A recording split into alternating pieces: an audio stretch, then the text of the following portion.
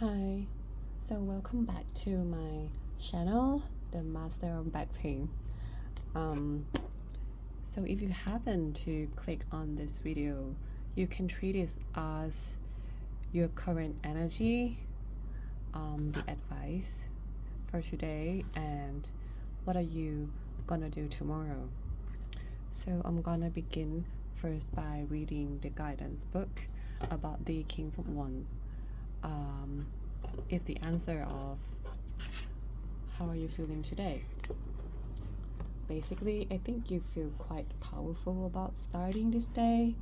So the Kings of Wands, it's a matter of power, fire, warmth, charisma, charm, strength, manipulation.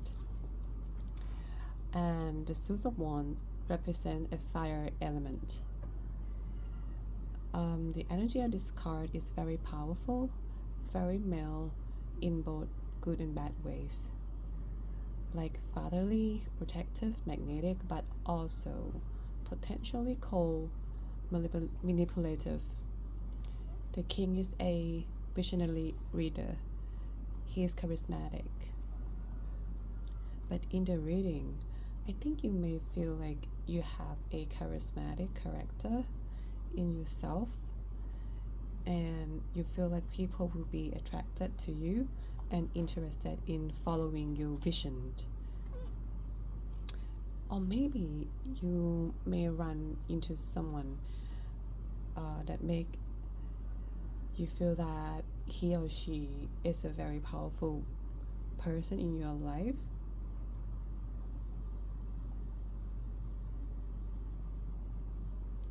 And I think when coupled with the Four of Pentacles, the Pentacles is the card about money reading. So for the interpretation, I think you may see like a promotion bonuses and leadership opportunities may come by. I think you got a chance of being promoted in your workplace. You feel like it's coming. So that's the reading of the first card. So let's start with the second one, the Four of Pentacles.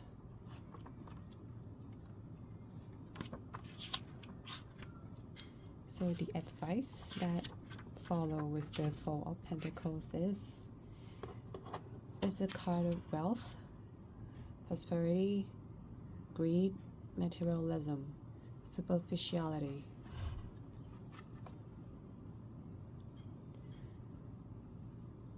So I think if you look closely at the card, you will find that she holds a lot of materialistic material in her hands, and she also has an arrow on her back. So the card signifies accomplishment and accumulation of wealth, but also warn against greed and materialism. The character clutches her wealth, but is removed from her town behind. So maybe this card suggests that yes, you achieve something like in monetary terms, but you have to sacrifice something behind, like the town of this card. So I think this card is both have a positive and negative meaning. But in advice, this is a good omen card for those seeking wealth and success, but be aware of the double edge that success wills. So I think the advice is when you do something, do it with consciousness, do it with a lot of logical thoughts. So that may help you to avoid being regretful, or you have to sacrifice something.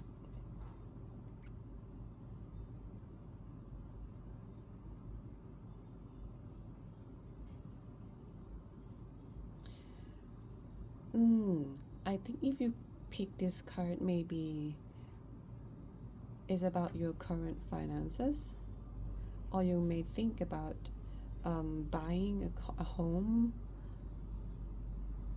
So I think that the card may reflect that buying a home may affect your life in a very vital way and possibly change your life, because buying something very big might also affect your life.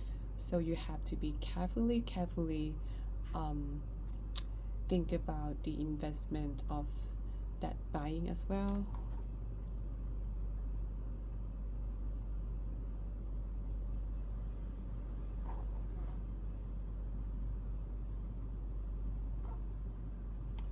So I think that basically you get some prosperity, of course, but it will come with some kind of price. So the advice is be careful of your own investment or the business that you think you will be doing, or how you spend your money. So moving on to the Ten of Swords in reverse. I think it doesn't look as bad as it is, but let's find out what does it mean by that. What does future activities entails for you?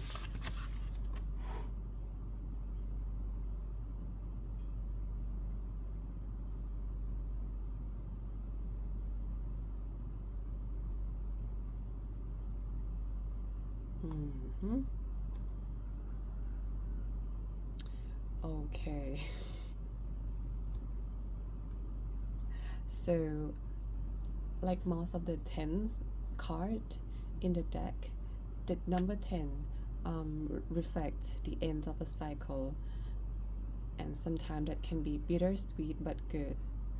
But in the meaning of the sword, like 10 of swords, you got 10 swords. It's about endings, betrayal, hurt, loss, economic hardship, pain, disappointment. So it's the card of ending.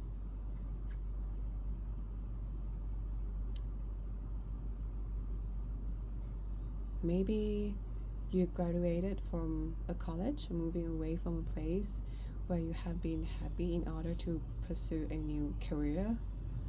Sometimes the end of cycle, like the graduation, is painful, unexpected, and harsh. This could mean heartbreak, financial loss, or even the passing of a loved one. Sometimes when reversed, the card speaks of an end that you are reluctant to face or accept, an inevitable loss that must occur before you can move forward on your journey. But even at its most negative, the Ten of Swords is part of the Fool's journey. The Fool is the first card of the deck. It is beginning card.